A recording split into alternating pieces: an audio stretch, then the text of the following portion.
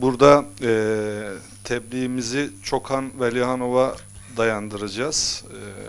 Bunun sebebi de yakın dönem tarihi açısından Uygurların tarihi açısından çok önemli bir kaynak yazmış olması, kendi saha araştırmasına ve elde ettiği bilgilere, malumatlara dayanarak bu açıdan da hem Rusya'da hem Avrupa'da Uygurlar açısından ilk ciddi bilimsel araştırmayı yapan araştırmacı olarak kabul edilir. Ünlü Kazak alimi 19. yüzyılın Çokan Velyanov. Kendisinin hayatından çok fazla bahsedip vaktimi harcamak istemiyorum. Uygurlara yönelik olan tespitlerine daha çok değinmek açısından. Tabii kısaca değinecek olursak o da 1835-65 yılları arasında kısa ömür sürmüş değerli bir hem asker, Rus ordusunda yetişmiş bir asker, hem de askerlik faaliyetlerini ilmi çalışmalarıyla birleştirmeyi başarmış Kazakların önde gelen şahsiyetlerinden birisi. Uygurlar açısından da dediğimiz gibi Uygurların tarihini, kültürünü ve 19. yüzyılın ortalarında içerisinde bulunmuş oldukları sosyoekonomik durumu, Mançu işgalinin meydana getirmiş olduğu Uygurların içerisindeki değişimleri yansıtması açısından önemli bir şahsiyet. Peki Uygurların yakın dönemde sosyokültürel durumunu anlamak demek aslında Uygurların 1759'da, daha doğru bir ifadesiyle Doğu Türkistanlıların 1759'dan Mançu işgaliyle birlikte başlayan ve Yakup Bey'in istiklale kavuşturmuş olduğu 1865'lere kadar 100 yılı aşkın bir süre devam eden içerisinde bulunmuş oldukları durumu iyi algılamak gerekir. Ve bu süreçte uğramış oldukları baskılara, zulümlere, ölümlere, göçlere, her türlü tecavüzlere rağmen varlığını devam ettirmesi bir mucizedir. Bu açıdan kültürlerini, medeniyetlerini korumaları da dikkate şayandır. Tabii bunu anlamak için kısaca Doğu Türkistan'ın 1759'da işgale uğradıktan sonra Uygurların tepkilerine bir bakmak gerekir ve bu tepkileri de 1825'te Cihangir Hoca ile başlayan isyanla birlikte 1830'da Türkistan'ın önemli devletlerinden Hokan Hanlığı'nın Doğu Türkistan'da hocaları, ki bu hocalar biliyorsunuz Doğu Türkistan'ın meşru yöneticileri olarak halkın dört gözle gelip kendilerini istiklale kavuşturmasını bekledikleri liderleriydi. Dolayısıyla bunların ilk ateşini fitilleyen Cihangir Hoca olmuştu. Fakat başarısızlıkla neticelendiği gibi onun ayaklanması, kendisi Pekin'de aç köpeklerin önüne atılmak suretiyle biliyorsunuz idam ettirildi. Milli duygulara kesinlikle ne yaptılar? Karşı çıktılar. Hatta hoca kelimesini dahi yasakladılar. Bunun yerine ahun kelimesini yerleştirmeye çalıştılar Mançu idaresi. Tabii 1830'da Med Yusuf Hoca'nın ayaklanması başarıyla taşlandı. Hokan Hanı Muhammed Ali'nin desteğiyle. Ve dediğimiz gibi vergi elde etme hakkını Hokantlara tanıdı. Hocaları nezaret altında tutmaları karşılığında Çin Mançu yönetimi. Bundan sonra da 1847'de Kattatöre Hoca'nın ayaklanması cereyan etti. Başarısız bir girişim olmasının yanı sıra ayaklanmanın akabinde Mançuların kendilerine neler yapabileceğini çok iyi değerlendiren Doğu Türkistanlıların büyük bir kitlesi onların ardından Türkistan'a, merkezi Türkistan'a kaçmak üzere zorlu dağ geçitlerinde hareket ettiklerinde on binlercesi ne yaptı? Soğuktan ve açlıktan donarak hayatlarını kaybettiler. Bunları öncelikle anlatmak gerekiyor. 1857'de de Velihan Tören'in ayaklanması başarıya ulaşmakla birlikte, ayaklanmadan sonra tarihçilerin ifadesiyle kendisinin muhtemelen Çinlilerle işbirliği, Mançu yönetimiyle işbirliği yapan kişileri idam etmeye, otoriteyi sağlamaya yönelik davranışları bir süre sonra bu amaçla ortaya koyulan vergilerin halkın üzerine yüklenmiş olduğu külfet ve belki de Mançuların da Mançu taraftarlarının da aksi rolleriyle birlikte onun başarısını çok uzun süre devam ettirmemesine sebep olmuş ve Mançular tekrar duruma hakim olduktan sonra Doğu Türkistanlılara çok büyük eziyetler yapmışlardır.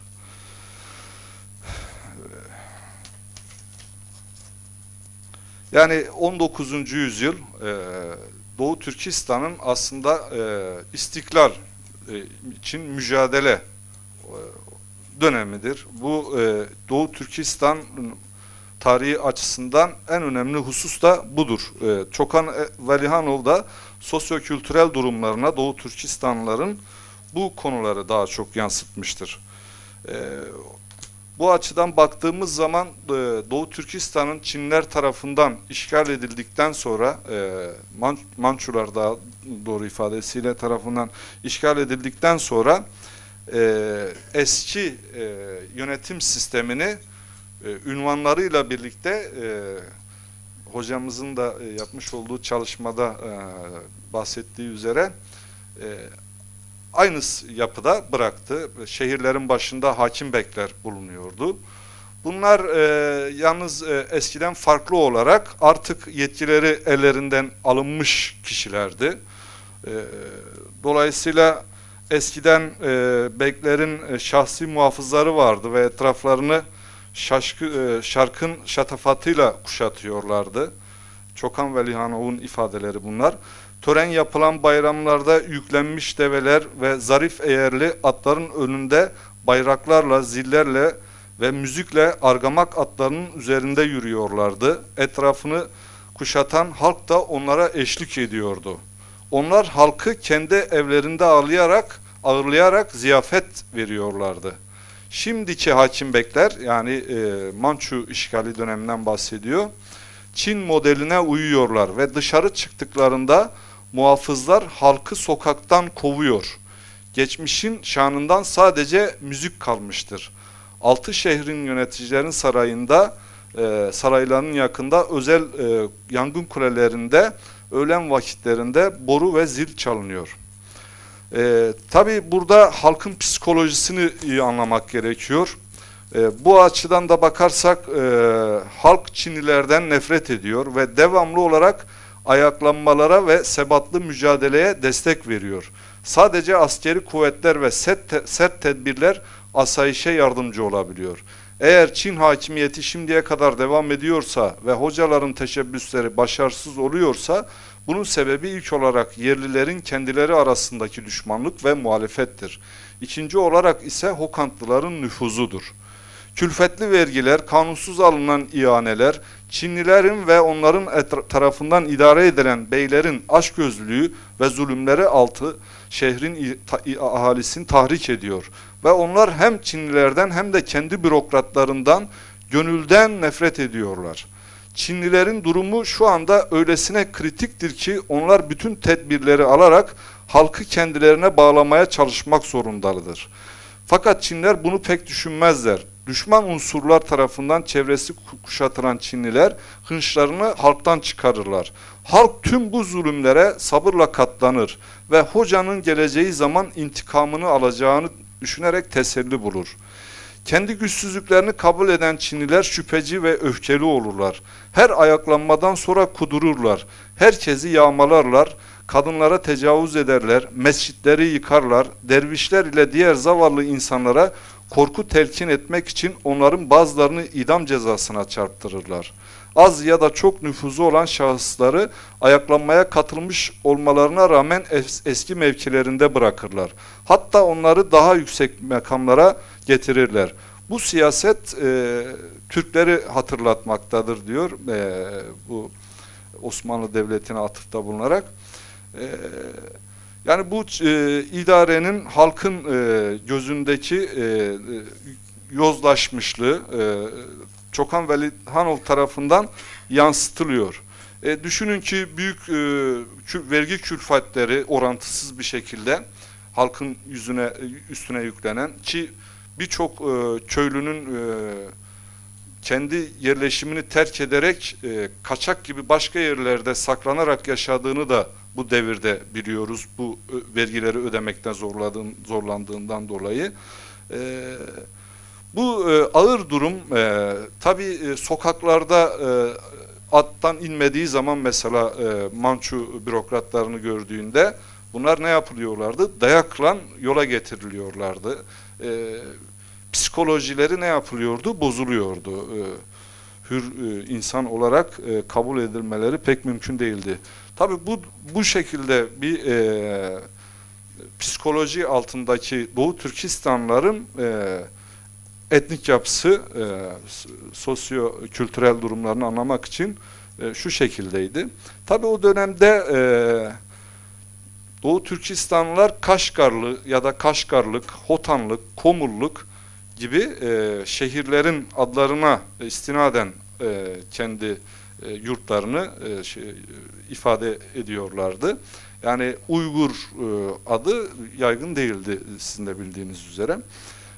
Tabii esas Türk ahalinin dışında bir de başka soydan gelen işte yabancılar bulunuyordu. Bunlar Mançular, Sibo, Solonlar, Dahurlar, Çinliler ve Tungenler olarak tasnif ediliyor Çokan Velihanov tarafından. Tabii Kırgız kabilesi Turaygar Kıpçak'ı Türk kabul ettiğimizden yabancı olarak değerlendirmemiz doğru değil Çokan Velihanov'un aksine. Bir de Asyalı yabancılar ve Çalgurtlardan bahsediyor. Bunlar yerli ve yerli kadınların yabancılarla evliliklerinden sonra doğan melezlere verilen ifadeydi. Çokan'ın belirttiğine göre. Tabii bayağı burada bu etnik şeylerden, alt oluşumlardan bahsediyor. Bunları özetlemeye çalışıyorum. Nüfus bakımından ise şöyle bir tespitte bulunuyor. Yani bunun aslında Çinliler işgalden sonra 1759'da nüfus sayımını yaptılar ki vergileri tespit etsinler, mükellefiyetleri tespit etsinler. Ama sonradan bunu tekerrür ettirmediler. Dolayısıyla 1858'lerde bunu tam tespit etmek zor ise de şöyle bir rakam vermiş. Kaşgar'ın 16.000 hane veya aileden oluştuğunu, Yenihisar'ın 8.000, Yarkent'in 32.000, Hoten'in 18.000, Aksu'nun 12.000 ve Turfa'nın da 6.000 haneden oluştuğunu 6 şehir özelinde ne yapıyor? Tespit ediyor. Bunun dışında Feyzabad, Hanarık gibi 2000 hane kadar olan köylerden, büyük köylerden bahsediyor. Buna karşılık Çinlilerin ya da Mançu idaresinin Doğu Türkistan'daki kuvvetlerinden bahsetmek gerekirse Kaşgar'da 5500 kişi, Yarkent'te 2200 kişi, Hoten'de 1400 kişi, Aksu'da 600 kişi ve Turfan'da 800 kişiyle durumu idare ettiklerini ne yapıyor? Belirtiyor. Tabi yedek kuvvetleri, ilide konuşlandırılan askeri kuvvetleri buna dahil etmemiş. Sosyal yapıya değiniyor tabi Çokan Velihanov.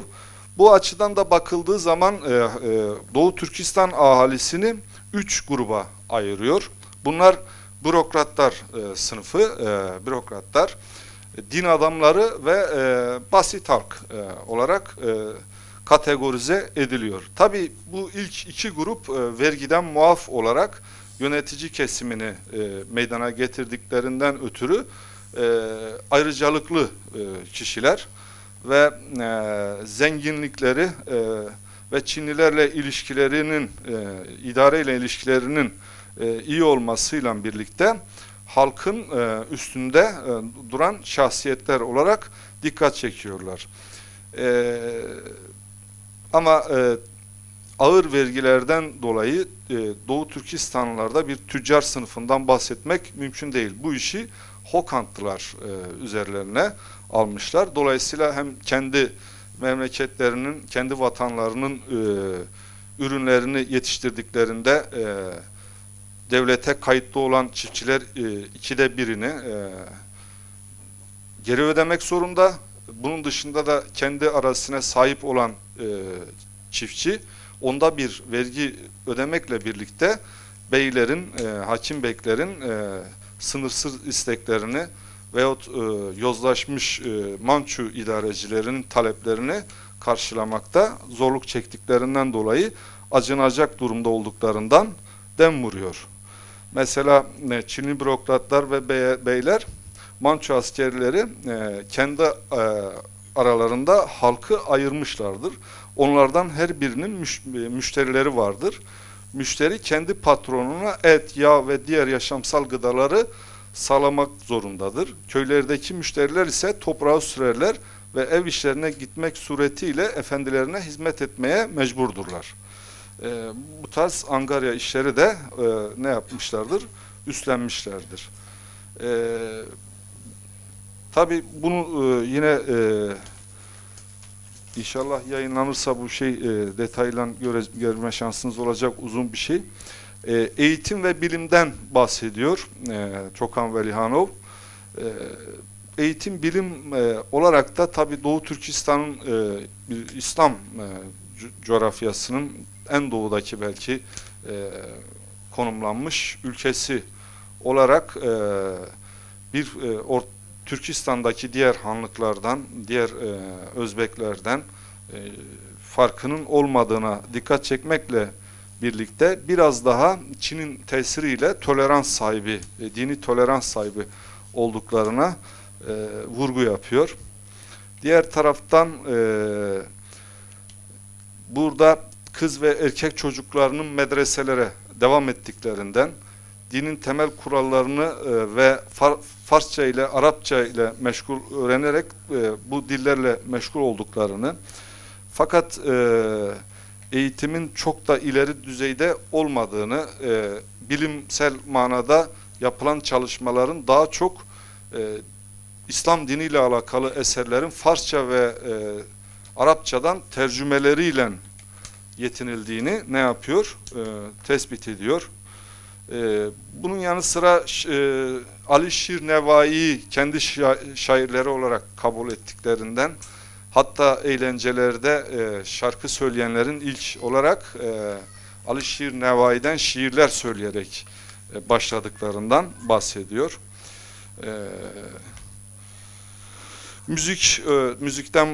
Müzik aletlerinden bahsediyor. Özellikle vatanseverlik şarkılarına çok ilgi gösterdiklerinden, fakat Mançuların bunu da yasakladıklarından bahsediyor. Karakter özelliklerinden bahsederken şöyle demektedir. Halkın ahlaki niteliğinden genellikle bahsederken kınamadan çok övgüleri hak etmektedir. Çinliler Türkistanlıları güvenilmez olmakla, kurnazlıkla, yalancılıkla, tembellikle ve cahillikle suçluyorlar. Asyalılar onların korkak ve sefih olduklarını, dindar olmadıklarını söylüyorlar. Bu halka uygulanan sürekli köleleştirme, şiddet ve adaletsizlik birçok fena karakter özelliğinin gelişmesine yardımcı oldu. Örneğin güvensizlik, dikbaşlılık ve yalancılık. Fakat gene de Türkistanlıların bütün diğer Müslüman halkların yoksun olduğu çok sayıda harika özellikleri mevcuttur. Kaşgarlar iyi karakterli, münis, güler yüzlü, konuksever, çalışkan ve fevkalade nezaket sahibidir. Bütün sınıflar aşırı titiz şekilde nezaket kurallarına uyar. Herkes edep ve terbiyenin kaidelelerini detay ile bilmek ve kaçınmadan yerine getirmek zorundadır. Beylerde ise bu kılı kırk yarana kadar ulaşır. Doğu Türkistan'da cinayet neredeyse olmaz. Hırsızlık da nadirdir. Onların tembellikle suçlanması ise adil değildir. Bu halka sitem edilen korkaklığa gelince ise o zaman Kaşgarlıların karakterlerinin yumuşaklığının Hokantlıların Yavuz cesaretlerinden ve övgülerinden farkının olmadığını söyleyebiliriz. Ayrıca Afganlılar ayaklanma esnasında Kaşgarlıların onların gözüne Hokantlılardan çok daha sebatlı ve metanetli geldiğini ifade etmektedirler. Hokantlılar Kaşgarlıları ahlaki düşüklükle suçlarlar. Asya'da dinin kurallarının uygulanmasına sıkı ihtimam gösterildiği doğrudur. Hatta sokaklarda dini kuralların uygulanmasını denetleyen görevliler vardır. Fakat işte, bu Doğu Türkistan'da yoktur, Buhara'nın, Hokant'ın aksine. Tabi burada Mançu idaresinin yozlaşmış yönetiminden kaynaklı bir durum olarak haşhaş, afyon gibi maddelerin serbestçe tüketilmesine de dikkat çekmiştir Çokan Velihanov. Bunun dışında kadınların durumundan, kadınların diğer Türkistan devletlerindeki konumuna göre Doğu Türkistan'daki yüksek mevkisinden bahseder. Onların meclislerde erkeklerin yanında bulunmalarından, evlenecekleri kişiyi serbestçe seçebildiklerinden falan ne yapar? Bahseder. Bunun dışında yine karakter özellikleriyle birlikte yemeklerinden, elbise kıyafetleriğinden bahseder. Mesela yemekleri üzerindeki Çin mutfağının tesirini vurguluyor. Öğle yemeği sebze çorbası, erişte, etli börek, mantı ve çeşitli marine edilmiş sebzelerden oluşur. Et ve pilav kullanmazlar diyor. Bu bana ilginç geldi. Türkistanlılar Çinlilerden bazı sanat ve zanaatları öğrenmişlerdir. Birçok kelimeyi almışlardır. Bilhassa mimari, kıyafet ve mücevher işlerinde Çince kelimelere rastlanılmaktadır. Tabii bu kültürel şeylerden başka eğlencelerinden bahseder. Kemik oyununun ne kadar yaygın olarak kumar gibi oynandığından bahseder. Yani kısaca özetlemek gerekirse Çokan Velihanov 19. yüzyılın ortalarında yani 1857-58 döneminde Doğu Türkistan'da bizzatihi bulunmuş, Rusya adına istihbarat toplamak amacıyla vazifesini icra etmiş bir şahsiyet olarak Doğu Türkistanlılar hakkında doğru ve tatmin edici bilgiler elde etmiş ve bunu eserinde yansıtmıştır. Bu açıdan Doğu Türkistan tarihinin özellikle Mançu işgali devrindeki iktisadi, sosyal, kültürel ve benzeri hususlarını aydınlatmak açısından önemli bir tarih kaynağıdır. Teşekkür ederim.